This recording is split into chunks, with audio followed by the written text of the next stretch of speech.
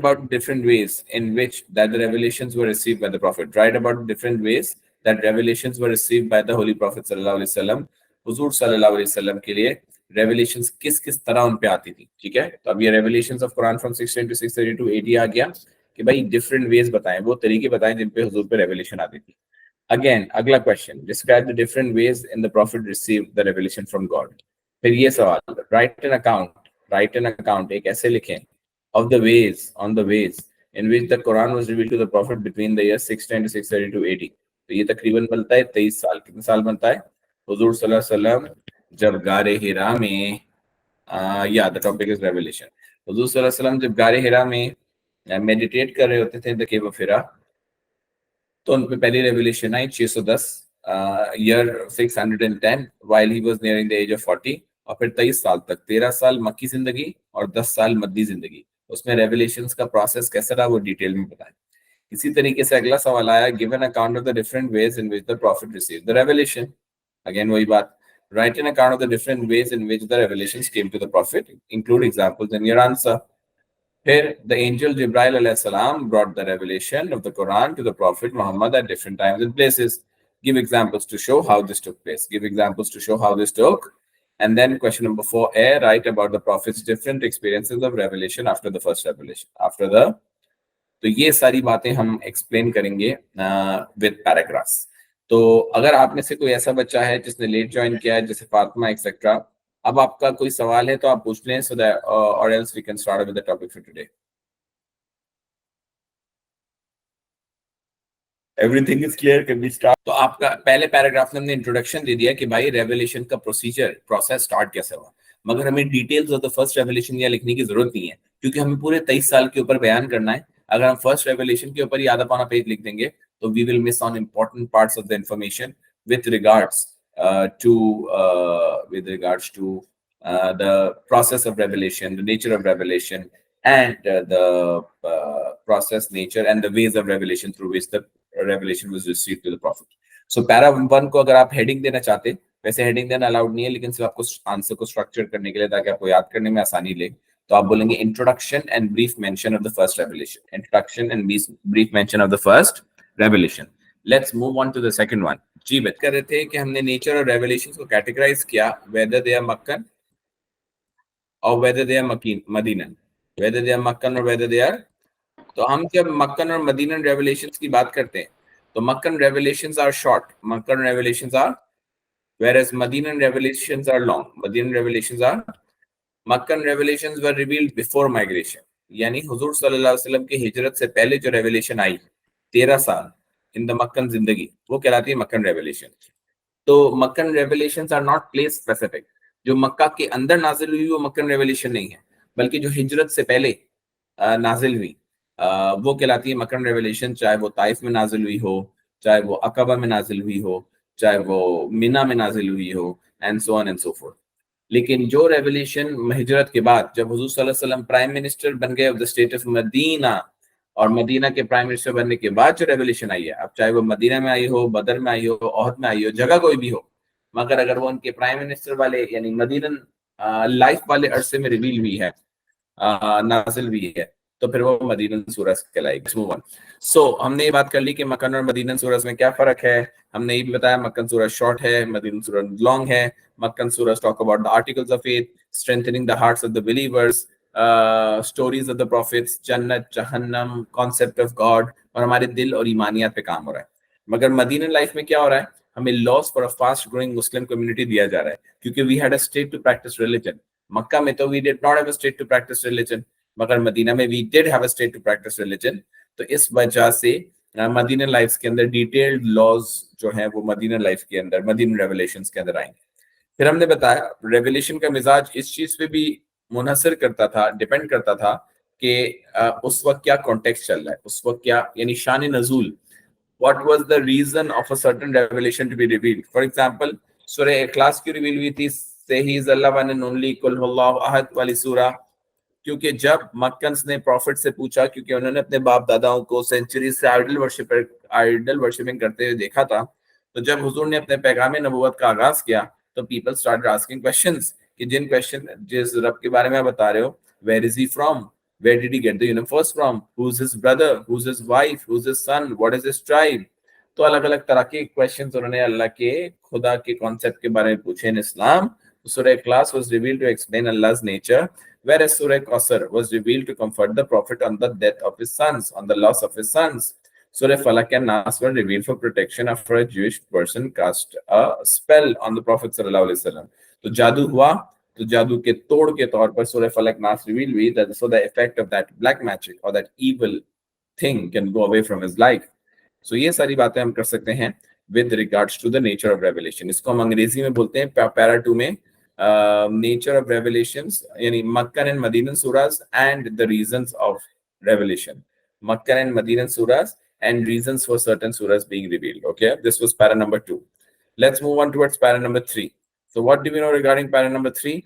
The Prophet sallallahu alaihi wasallam जब भी revelation का मिजाज और nature ऐसा था कि he would often receive them without any warning. तो बगैर किसी warning के वो आती थी, surprise activity होती थी, और physical effects were observable by those around him.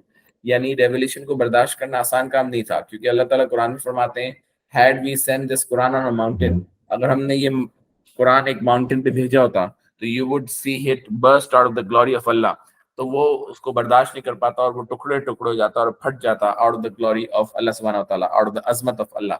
तो सिर्फ सरकार दो आलम सल्लल्लाहु अलैहि वसल्लम का जिस्म मुबारक ही ऐसा था जो रेवलेशन की अजमत को बर्दाश्त कर सकता था, and that is why physical changes उसको रिसीव करना बहुत मुश्किल होता था.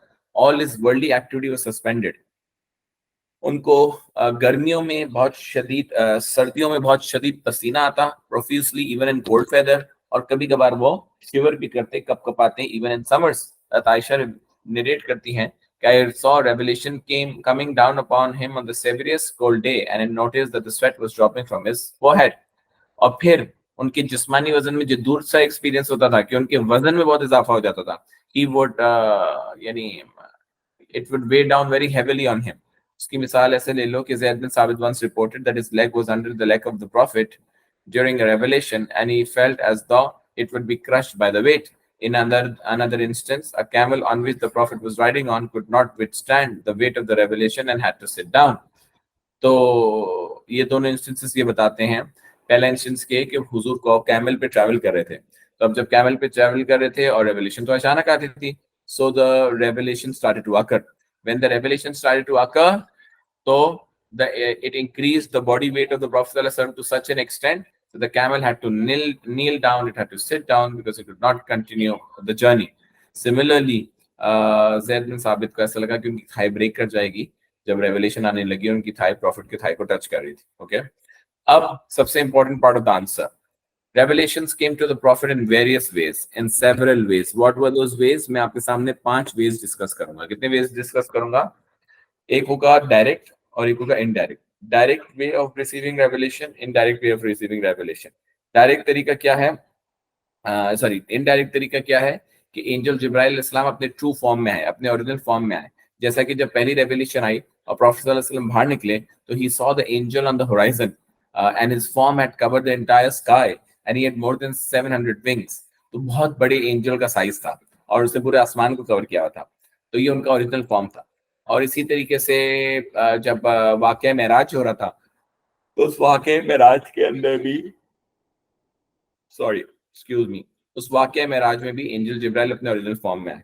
लेकिन मोर फ्रीक्वेंटली जिब्राइल अलैहिस्सलाम आया करते थे इन the form of a man, sometimes resembling the companion Dahya Kalbi radhiyallahu anhu. The companions could see this form although they did not always realize that he was an angel. Another form of revelation was the ringing of a bell, तो ये ringing of a bell इसलिए बोला जाता है कि घंटी नुमा revelation, क्योंकि जब आप किसी घंटी को बजाते हैं तो उसकी आवाज 360 डिग्रीज में फैलती है, हर डायमेंशन में फैलती है, और हम रेवलेशन को लिमिट नहीं कर सकते कि वो किसी एक डायरेक्शन से आ रही है. तो the prophet described this as the most challenging, लेकिन this intense sound would imprint the words of revelation on his heart. As he said, this revelation comes to me in either the ringing of the bell and that is the hardest on me.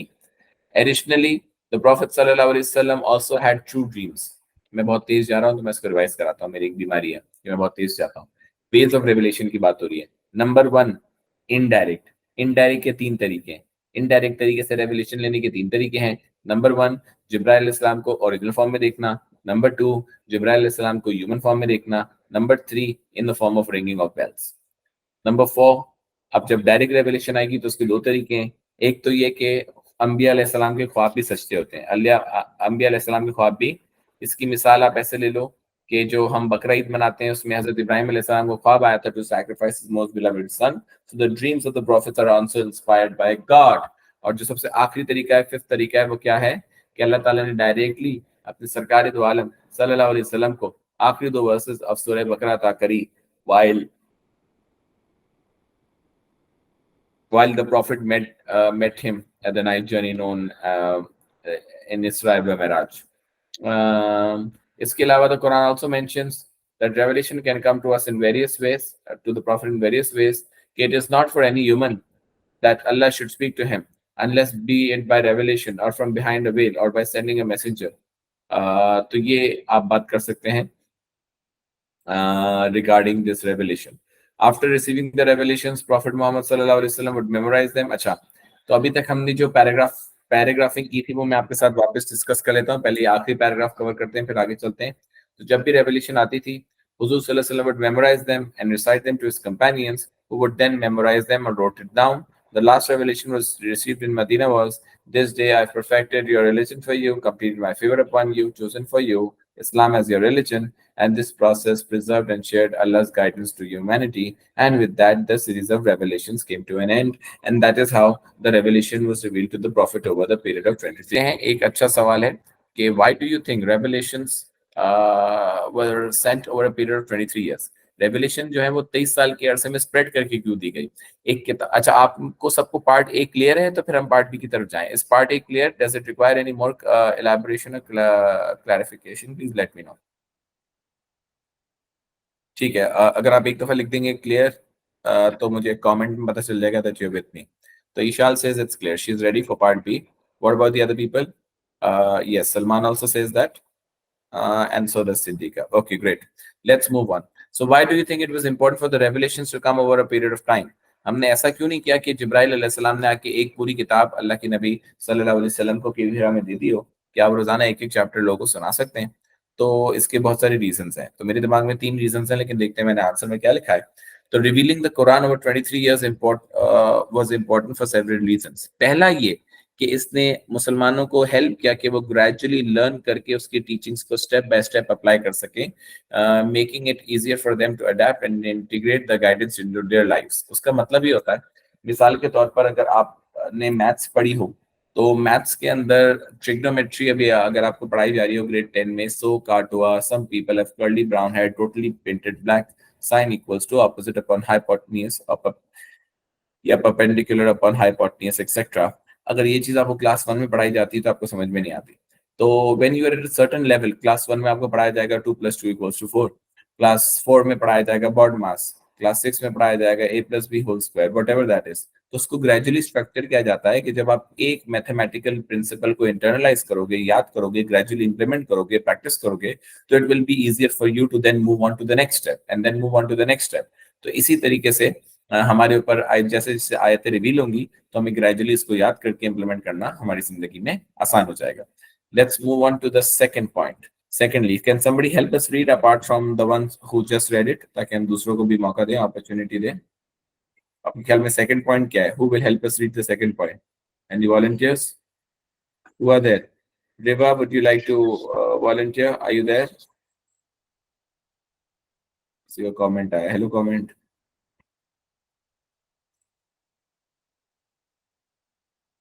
किसका है? किसी का comment ही नहीं आया। चलो सलमान पढ़ो ना बेटा, सेकेंडली से पढ़ो।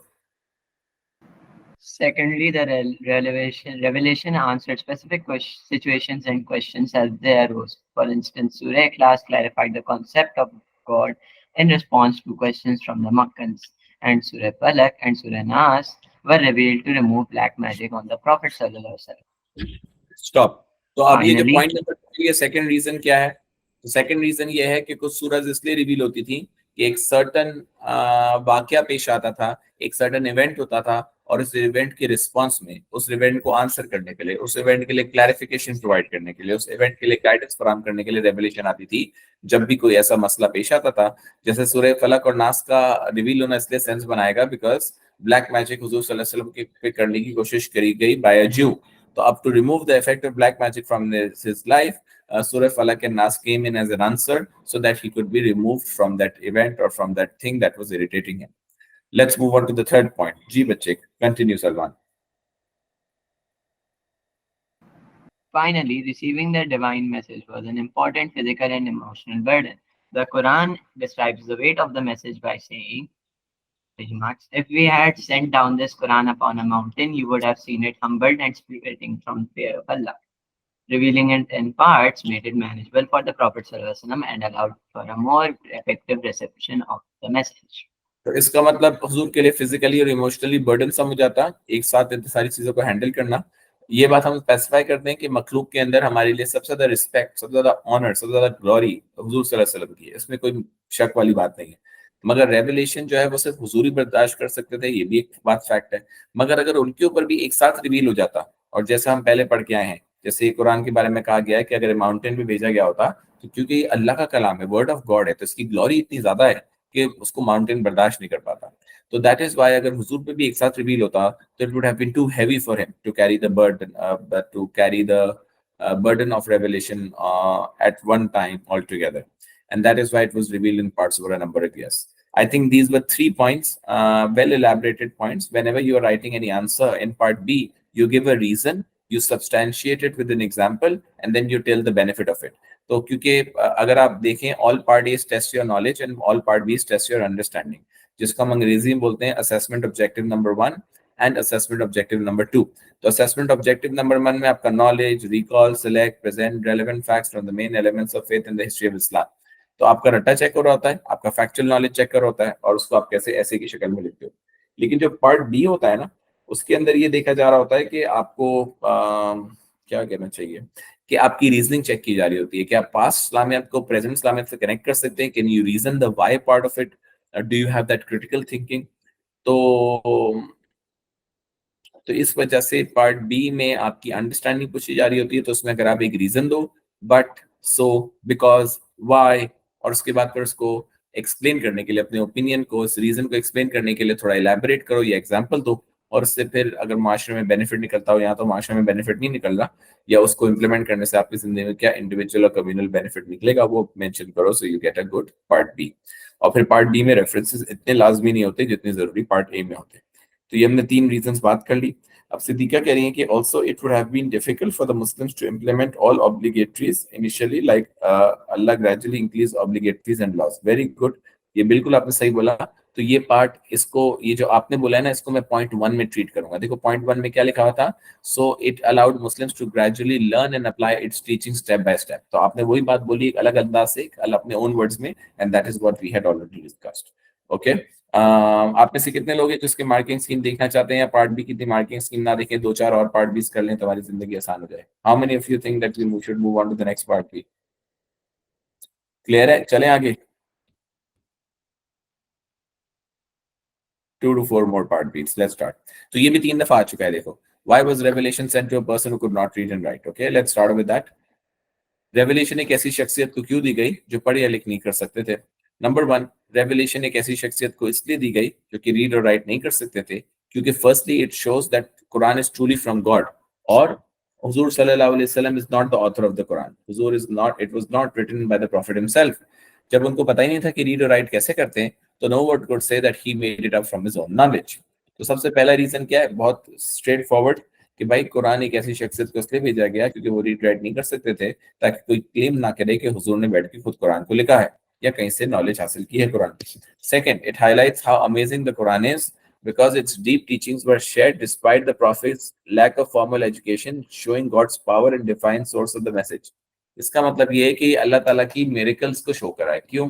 क्योंकि अगर मुझे किताब लिखना हो और मैं सिद्दीका को सिलेक्ट करूं कि Siddiqa is the person who will be writing the book for me, तो अब अगर सिद्दीका पढ़ी लिखी होगी तो मैं इसको बोलूंगा आप लिखो फाजिल साहब के ऊपर बायोपिक या बायोग्राफी, जिसमें आप लिखें my name is Fazil, I was born in 1989, I have 3 daughters. तो आप फटाफट इसको लिख के मुझे प्रूफ रीड कराएंगे। मगर अगर आपको पढ़ना लिखना नहीं आता होगा, तो मुझे बार बार आपको बताना पड़ेगा, बोलो my name is Fazil, my name is Fazil, my name is Fazil, I was born in 1989। फिर जब वही दो जुमले याद कर लोगे तो मैं बोलूंगा अब दोनों को साथ मिला के पढ़ो, my name is Fazil, I was born in 1999। तो इस तरीके से 13 चैप्टर्स की किताब प्रोड्यूस करना कोई आसान बात नहीं है, it is next to impossible, next to. मगर अल्लाह ताला के लिए कोई चीज इम्पॉसिबल बोलो भाई नहीं है। यहाँ तक आप मेरे साथ हैं, ओके। और लास्टली एट अ टाइम, क्योंकि उस जमाने में रेवलेशन जो है वो स्टोरी टेलिंग और पोएट्री और कुरान, तुम समझ लो that was the era of memorization और शेर व अशार, and people used to also remember the lineage of their camels, जैसे हमें गाड़ी के मॉडल नंबर और पार्ट्स के बारे में पता होता है। तो वहां पर ओरल मेमोरी को बहुत ज्यादा अप्रिशिएट किया जाता था, और उस जमाने में पेपर इतना रेडिली अवेलेबल नहीं था। So overall, the Quran spoken in poetic style connected too strongly with the people of that time, with the era of that time, making it more memorable.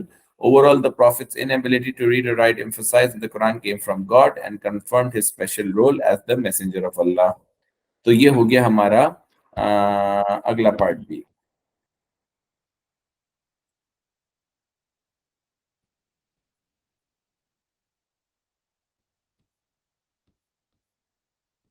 एक और पार्ट भी करते हैं। Are you ready with it? What does the Prophet's first experience of revelation tell us about the nature of prophethood in Islam? ये experience of first revelation के साथ भी आ सकता है, मगर आज हम ये 3 पार्ट डिस्कस कर लेंगे तो इंशाल्लाह काफी हो जाएगा, कि अगर आप इसको प्रैक्टिस करें तो अच्छा है। तो first experience of revelation to the prophet teaches us important things about what it means to be a prophet in Islam. For example, it shows that prophets are specially chosen by God. Prophets are usually men, they are chosen by God. ये आप data mining, extraction, artificial intelligence किसी labour effort से हासिल नहीं कर सकते। ये अल्लाह ताला का खुसूसी करम होता है कि अल्लाह ताला किसी को भी रेवलेशन देते हैं। इसी तरीके से, क्योंकि आप सोचिए कि प्रॉफिट मोहम्मद मेडिटेट कर रहे थे इन द केव ऑफ हिरा, और उनको अचानक से आपकी जिब्राइल अलैहिस्सलाम ने रेवलेशन दे दी। नंबर 2, अच्छा इसको हम पॉइंट बाय पॉइंट रीड कराते हैं क्योंकि बहुत बड़ा सवाल लिखा हुआ है। Let's start, who will help us read? कौन रह गया जिसने अभी तक रीड नहीं किया? Any participations? एनीबॉडी? ईशल? हाँ, ये एक सवाल उन्होंने पूछा कि फातिमा को ये समझ में नहीं आया कि how I did not understand कि how was Quran revealed in the form of ringing of bell. तुम सोचो, एक अब मेरे हाथ को देखो, ये घंटी दिखाई दे रही है, मैं यूं घंटी को ला रहा हूँ, टंग टंग टंग टंग टंग। तो वो सेंसेशन ऐसा होता है, उसको जब मैं तफसीर वगैरह में देखने की कोशिश कर रहा था, तो तफसीर लिखने वाले ने, यानी जो ऑथर थे, उन्होंने बताया कि एक घंटी जो होती है ना, जब आप टंग टंग बजाते हैं तो उस घंटी की आवाज जो है ना वो 360 डिग्रीज फैलती है। कितनी? It is the sound of that bell is continuous, पहली बात। और दूसरा, it expands in every area together. क्योंकि अगर मैं खुदा की रेवलेशन को किसी एरिया में रिस्ट्रिक्ट करूं कि भाई मेरे राइट हैंड साइड से रेवलेशन आई या लेफ्ट साइड, तो बाकी साइड से क्यों नहीं आई? क्योंकि रेवलेशन अल्लाह की मखलूक नहीं है, और अल्लाह ताला जो है वो टाइम, स्पेस और मैटर से पाक और साफ है। तो दैट इज व्हाई रेवलेशन में ये in the form of ringing of bells उनको सुनाई देता था, but once the experience was over he would have digested, remembered what he ought to remember from God.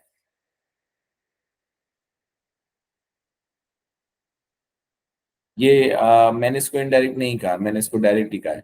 Direct के 3 तरीके बताएं: जिब्राइल अलैहिस्सलाम in the form of human, Jibril अलैहिस्सलाम in the original form, and in the form of ringing of bells. Okay, चलो read, go ahead. The first experience of revelation for the Prophet Muhammad Sallallahu Alaihi Wasallam teaches us important things about what it meant to be a prophet in Islam. Firstly, it shows that prophets are specially chosen by God. The Prophet Muhammad Sallallahu Alaihi Wasallam was praying in the cave of Hira when he received the first message from Allah, which means that prophets are often prepared through special spiritual experiences. यानी उनको है ना This Gaur privilege तदब्बुर कराया जाता है।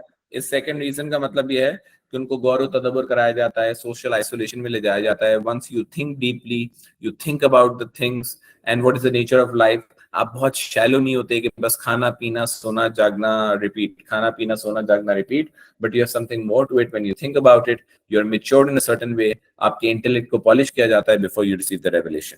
जी, continue. This preparation highlights their important role and mission. Secondly, the prophet's surprise and confusion shows that prophets do not know ahead of time and they know that they will be chosen by God. For example, when the Prophet Muhammad Sallallahu Alaihi Wasallam received the first revelation, he was very startled and went to his wife, Hazrat Khadija, for comfort. Anyway, sir, I just got a question. Can we mention the Quranic passage, and he found you wandering and gave you guidance here? बिल्कुल लिख सकते हो, लेकिन असल में part B में understanding पूछी जा रही होती तो रेफरेंस हमारे यहाँ पाकिस्तानी स्टूडेंट्स का, पाकिस्तानी टीचर्स का मसला ये कि वो बोलते हैं कि बस आप सिर्फ रेफरेंसेस से आंसर को भर दें, तो जरूर भरें, कोई मसला नहीं है, मगर that should not be the only focus point of your answer. तो आप सूरह दुहा की वाली रेफरेंस जरूर डाल सकते हैं। गो head. Similarly, Prophet Musa alayhi salam was also very surprised when he was called by God at Mount Sinai. Lastly, being a prophet means being the best in the community, both in character and in wisdom. The life of the Prophet Muhammad sallallahu alaihi wasallam serves as an example for his followers, showing the high moral and intellectual standards a prophet must have.